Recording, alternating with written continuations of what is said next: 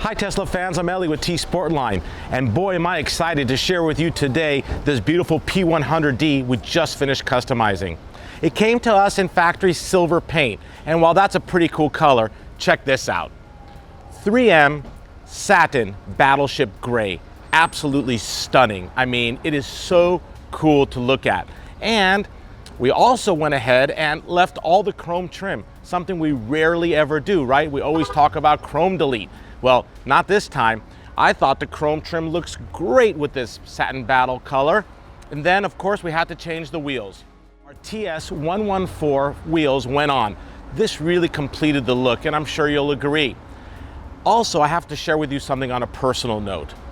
I'm always about chrome delete. I'm always about satin and matte black. And for those of you that know, my Model 3 is wrapped completely in satin black with a gloss black chrome delete with our gloss black wheels. This project has inspired me so much, and boy, do I love it. I'm actually changing the color of my Model 3 as well. So as we speak, back at the shop, the guys are taking off my wrap, and we're gonna go ahead and make the world's first Model 3 in Satin Battleship Gray as well. So stay tuned for that. Thank you so much for watching.